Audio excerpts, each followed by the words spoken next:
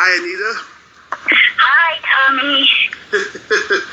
I'm so sorry, I didn't know we were on different time zones. Yeah, I didn't realize it either. Well, does this work for you? Oh, absolutely. Okay. And you can hear me okay? Oh, yeah. Okay, good. Oh, it's such an honor. I remember seeing you on an evening at the Improv when I was a kid, and I thought you were very funny and very pretty. Oh, thank you so much. My pleasure. Yeah, that was a while ago. Yeah, I was actually reminded of it just a few days ago. They uploaded your clip to YouTube, and I had forgotten, and I was like, "Whoa, I should reach out to her." Oh, which one? Oh, is that the evening at the Improv? Yeah. Yeah, I saw that they were doing that, and then I searched for a few minutes. I don't even know if it was minutes. I got a little bored with it, and I thought, well, I'll check back later. But I'm glad to hear that's back up. That's nice. Mm-hmm. So, what year did you start doing stand-up? I started in 1984. 1984. And, in New York. In New York. At yep. Catch a Rising Star? Well, I didn't start there. That was sort of the top one at the time. But I started in open mics. Mm-hmm. And then, I sort of made a promise to myself that if I'd give it 6 months of, really trying, and I would have an evaluation at the end of 6 months, mm-hmm. if this was something worth putting my time into. And at the end of 6 months, even before the end, I got picked to be interviewed by Brian Gumbel on the Today Show. Oh. As an up-and-coming comic, a beginning comic, rather. They had 3 comics. Mm-hmm. And, of course, at this point, I don't remember who the other 2 are, but they were a beginner, someone sort of about to make it, and then someone who had made it. And right. I was the beginner. So I thought, well, national TV, that's pretty good. I'll stick with it. Yeah. So that's how I started out. Nice. And you used to play the Improv and the comic strip and all those places too? Yeah, I did the strip, the Improv, Catch, the Comedy Cellar, and, or Stand Up New York with their Caroline. Yeah, all those. And who were some of the other comedians that were there when you were starting? Colin Quinn, Jon Stewart, Kathy Ladman, Brett Butler, Margaret Smith, Rita Rudner was pretty far along already. There were people who had been doing it for years. Carol Leaf, Jerry Seinfeld, Larry David, all those people, Cindy Essman. I was kind of a contemporary of Joy Behar. There was a club that was very nurturing, especially of female comics, called Comedy U, near NYU. Yeah. Bert Levitt and I'm just confused. Bert Levitt mm-hmm. and Paul Herzig, those were their names. So I'm so glad I came out with that, because they deserve, we're all in deep appreciation of them. Sidney Sarah was there, Henriette Mansell, Beverly Nickens, Bernadette Luckett,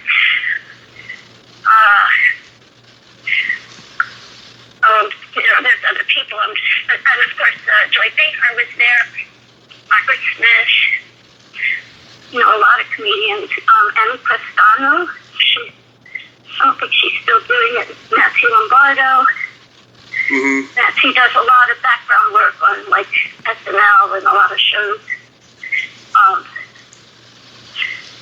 She does a lot of character work. Mm-hmm. Did you see Ileana Douglas? I don't remember that name, though. She was doing it like very briefly in New York around 84, 85, and then she gave it up because she got frustrated that David Letterman's producer kept like seeing her and saying that he was going to book her for the Letterman show, but he never did. But then when she became a movie star, she ended up doing his show and then making him laugh anyways. So she was happy with that. Happy ending. Yeah. Good. No, I don't know that name though. Maybe I knew her then. I mean, it was a long time ago. Yeah, I think she was like in the very beginning of like the alternative rooms in New York. Oh yeah, like Beth Lapidus. Yeah. Beth Lapidus. She has LA. What is it called? Cabaret. Mm-hmm. Yeah. So did. Yeah, that was just starting. There were some rooms that were all, gay rooms, and a fellow comic friend of mine, Eddie Brill, who ended up booking the Letterman show for a long time, he got me in, and it was Leah Delaria who was running the group. Mm-hmm. And that's the first time I heard the expression politically correct. I got a little lecture before I was going to go on, because not too many straight girl comics got to go on.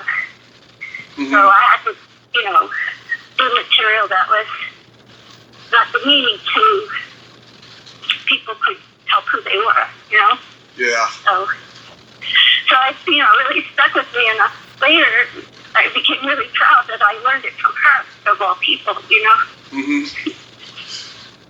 So did you already figure out what your act was going to be? Not exactly. I took to share just in the woods, and they just ran away. About 20 feet away from me are 3 deer, but they just ran away. That's okay, never mind. I didn't know what my act was going to be. Yeah. But I knew from having dated a comic that one of the hardest things to have was a persona. Yeah. And I did a little comedy writing class, which we performed our material at the end of the class, in front of an audience. And I kind of had a persona because I was so scared, Yeah. It was this character that came out that I wasn't intending to do. It just happened. Mm-hmm. It's just who I am on stage, and I thought, well, that's a head start, Mm-hmm. And then, as far as material, I just tried to be original and use, my life, and try to write funny things. So that's pretty much the game plan I had. Yeah. One thing I always noticed about you always reminded me of that girl that used to be on the Mary Tyler Moore show, Georgia Engel. Oh yeah, I used to hear that. Yes. Yeah, really? Yeah. You kind of remind me of her. You got that sweet disposition, but yet at the same time very much fire-tongued. Yeah. I'm not a big TV watcher, but I heard that a lot, and I thought, okay, it didn't sound like a bad thing. Yeah. One of the people that really helped me understand that I could do this as me was seeing Rita Rudner. Yeah. That was a big aha moment for me. It was like, wow, look at that. She had a heckler. And I thought, see, this is what I'm worried about, a heckler. And she turned around to him. Mm-hmm. She put her finger to her lips and said, shh. And it worked. I was like, oh my God, look at that. Good job, Yeah. That's amazing. She shut up the heckler with saying, shh. It was very cute, and it worked. So I thought, okay, maybe I won't do that exactly, but I can find ways to deal with this. I never thought to try that. That's pretty cool. I know. It's so obvious, and yet, what we want to do is figure out how to attack the genitalia verbally, Yeah. It's not necessary always. Yeah. So did you move to LA? Yes, I did the obligatory transcontinental thing. It didn't really stick. I worked at improv. Yeah. A friend of mine stuck me into the comedy store, and I think I did a set on the Belly Room, or at least I saw it. I was just an improv girl. Yeah. I may have performed on it, just to say I did. I don't even remember. Mm-hmm. I saw it, though. At least I was in there. But, yeah, I did the improv. And then it just, even though things were going well, like I did a Bob Hope special, we did the Tonight Show a couple times, things were not bad, but I could just feel the heat leaving, and it just, I don't know, my parents were getting older. I reignited a relationship from my 20s who I ended up marrying. It just seemed like the right time to come back east. I never really absorbed LA very well. It was, I like LA. I just wasn't home, Yeah. It didn't get to be home. I missed weather. Yeah. So how long into your stand-up did you get there? How long before I moved back? How long before you got to LA? Oh, well, I moved to LA in, it's sort of in stages that began in 89. Yeah. 89, 90. Mm-hmm. And I was there till I finally totally left by 95. Mm-hmm. And I did a couple episodes of Seinfeld, and even with the improv, and I worked at a lot of the different clubs, Big B's, and the one in Burbank, that I can't remember right now, Ice House, and Ice House, yeah. Yeah, Ice House, and Laugh Factory on Hollywood. Yeah. Boulevard. Jamie Masada, yeah. Yeah, they were very nice. I did their TV show. I did Comic Strip Live, and even did the improv, and it seemed like I was doing cable shows a lot back then. Mm-hmm. Yeah. And, it was fun. It's just, after a while, I just sort of realized either I need a one-woman show, mm-hmm. or a really high-powered agent, or, I don't know, I was getting a little burnout on life at that time. I just sort of lost my buzz a bit, needed a change of pace, so I moved east. Yeah.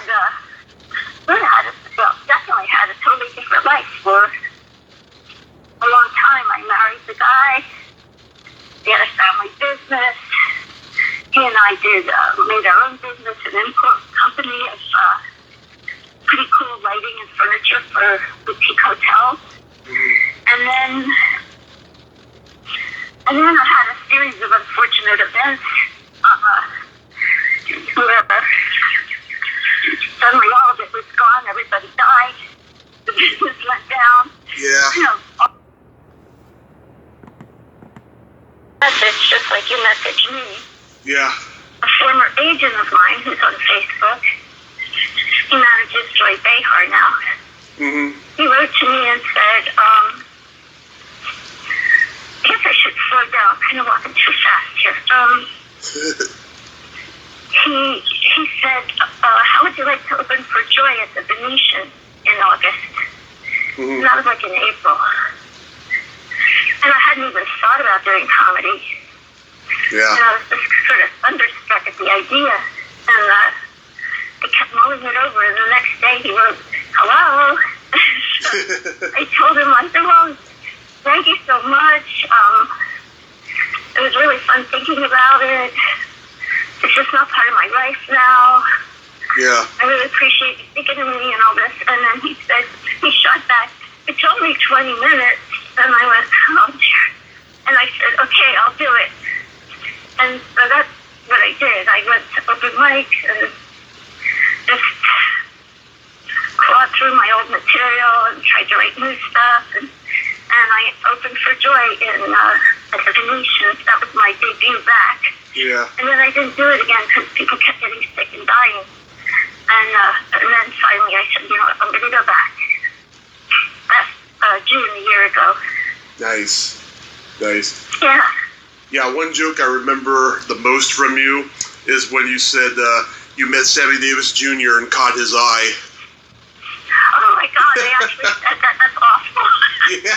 I should use that again. Thank you for reminding me. But nobody knows who he is anymore, so it's okay. Yeah. So it can stay in the past. Oh God, that's an awful joke. Yeah. But I think I used to do it just to hear people groan. yeah, we all have jokes like that. Yeah. But you did the Tonight Show a couple of times. Did you do it mostly with Johnny? No, I did it with Johnny, and then I did it with Jay. Yeah. I did it the year before Johnny left, and they wanted me back, but they said, as soon as he announced retirement, all these people, of course, everybody wanted to come back on the show. Right. So it ended up I didn't go back on with him. I went back with Jay Leno. Yeah. So. And did you do any any of those HBO or Showtime specials where they have multiple comedians? No, I didn't do any of those. No, I didn't get invited for those. I was there for Sam's, though, at Dangerfield. Oh, yeah. I finished the set. I knew it was going on. And I rushed over there. And the bouncers there let me in. Mm-hmm. And I caught Sam's set. And it was amazing. When he came off stage, Yeah. we knew it. We all knew it, that was the set. It was a really great feeling. It was like the team scored a touchdown. Mm-hmm. It was very exciting. Yeah, Sam made me want to be a comedian when I was only 2 years old. I was just floored by that scream. I didn't know what he was talking about, but I loved that scream, and just like I just know I was never the same after that day. And oh dear, love him. At 2 years old, wow. Yeah. That would be impressive. You're allowed to scream, and everybody likes it. Yeah, I saw all the comedians on that first Rodney special, and I was just attracted to stand up, just up there holding the microphone and making these people laugh. But he had something special that just floored me. Yep, he did. He certainly did. He wasn't allowed to perform at the comic strip after a while because the guy was mad. He kept breaking the microphone. Really? Yeah. So that was the famous solution at the comic strip. The character himself, a really sweet guy, but he had a business to run, and he didn't like having to replace all these microphones unnecessarily. So no more Sam at the comic strip. My God. Yeah, funny, right? Yeah. So you played a waitress in a couple episodes of Seinfeld in the very beginning. How did you get to do that? Well,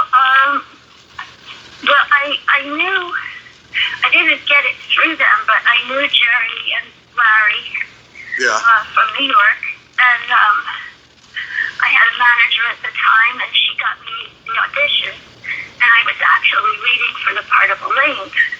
Mm-hmm. And I've been in the room, and there were several people there, including, I was reading with Jerry, and Larry was there. And when Larry saw me, he hopped up and said, I didn't know you were going to be here. And, I said, hi, Larry. And he said, I didn't know you were going to be here. And he bolted out of the room. Mm-hmm. And it's not like Larry and I had any kind of more than collegial relationship from knowing each other in the club. Yeah. I don't know. to this day, I don't know why I wanted him to stay. How are you going to judge if you don't see me? So, just a Larry thing, I guess. Like, maybe he was worried I would suck and it would be embarrassing. I don't know. Yeah. I don't know what it was about, but I did the audition, and they told me that they liked my reading very much, and that they actually wanted someone like a kind of a bitchy character for Elaine. Yeah. So I kind of believed them because I don't do bitchy all that well. Why? Not that. What is her name who did it? Julia Dreyfus. Not that she's bitchy, but she could do it better. And so then instead they cast me as the waitress. And Jerry told me that the waitress, my character, I was Carolyn the waitress, I think. I was actually married to the owner of the diner. So at the moment, I believe it was envisioned as a somewhat recurring part. Mm-hmm. But when they came back from the 4 pilot episodes, they just concentrated on the 4 main characters for a while. Yeah. And they weren't really recurring characters till later. So that was that.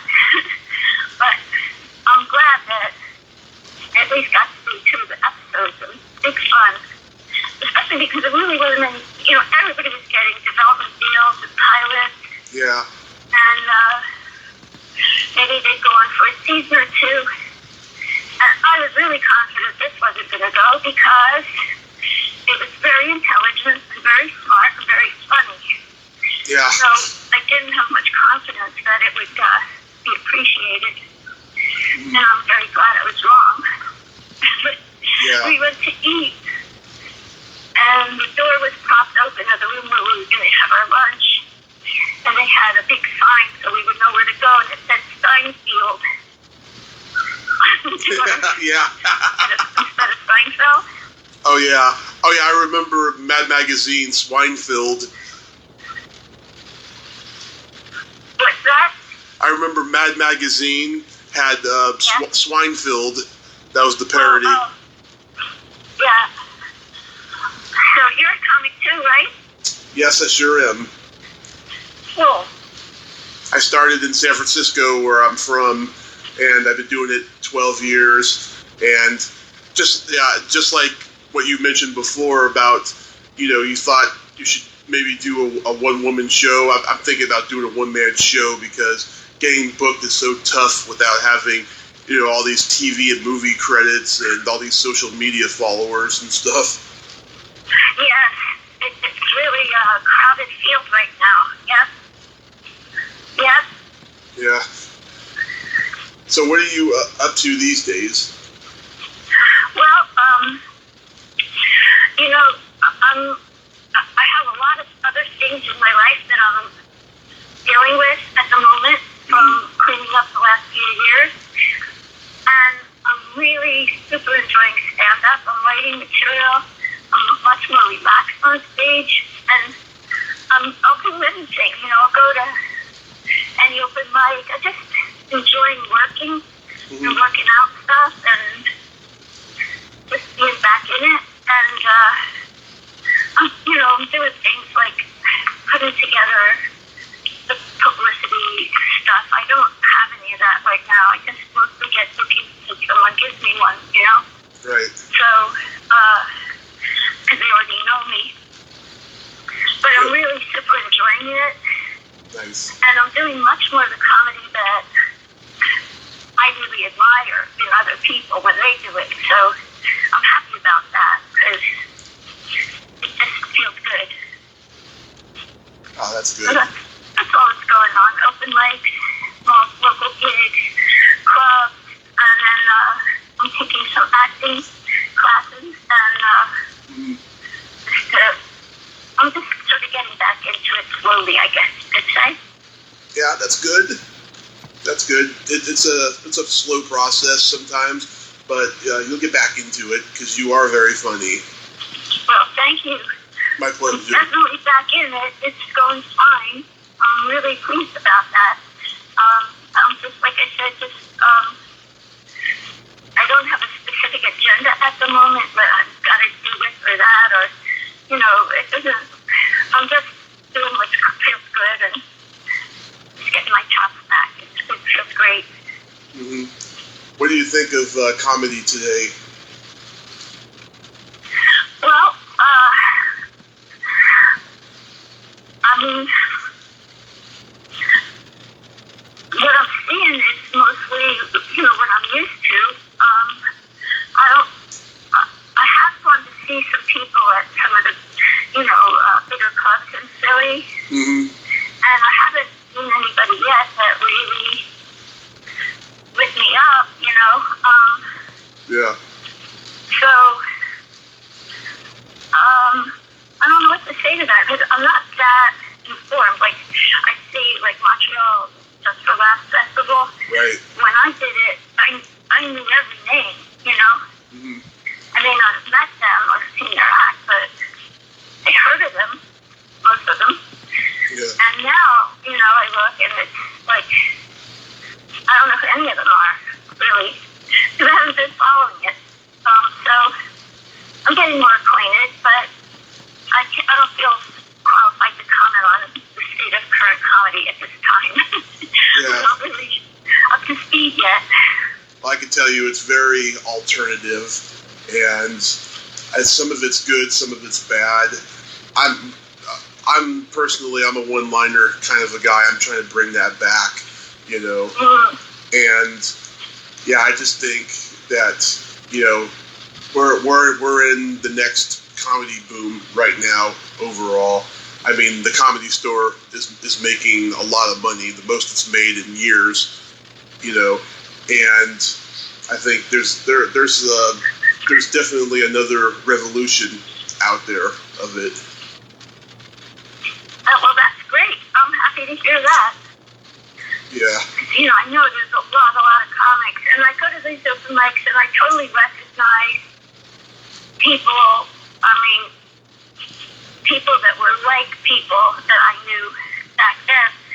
There was this guy Mike Sweeney. Oh yeah. Very funny guy. He was a lawyer. You know who he is? Yeah, I know who he is. Yeah. Anyway, he became a producer for Conan. Mm-hmm. And Scott Carter. Mm-hmm. He's been Bill Maher's producer for a long time.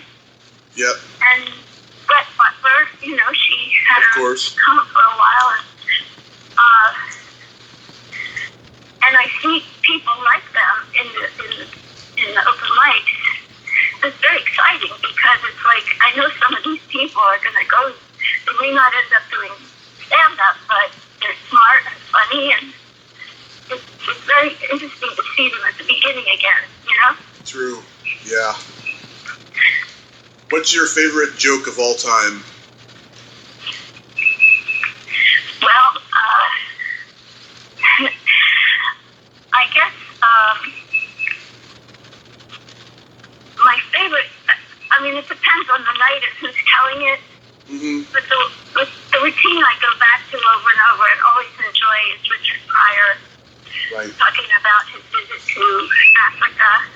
Mm-hmm. And talking about prejudice and his drug addiction, and that sounds awful, but I just so admire how he manages to make these awful events relatable and cathartic and funny.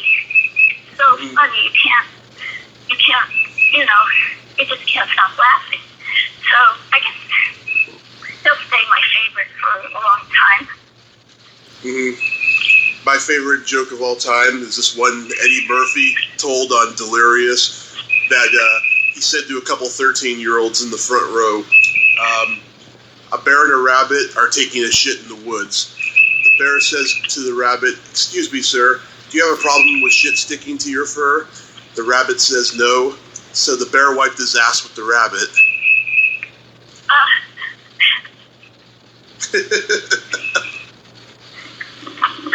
That's funny. I love that joke. I've heard it, but it is funny. Yeah. And then Yeah. I think the rabbit died from the stink. Oh dear. Oh dear. Anita, thank you so much for taking the time this morning. It's a morning over here. Yes. Okay. Well, my pleasure. Thank you, and good luck to you. Oh, thank you so much. And I just know you're going to be very successful again in comedy. Well, I hope you're right, and if not, I hope I just keep having as much fun as I'm having now. Oh, that's the important and thing. all the best to you, too. Thank you. Have a great day. You too. Take care. Okay. Bye-bye. Bye-bye.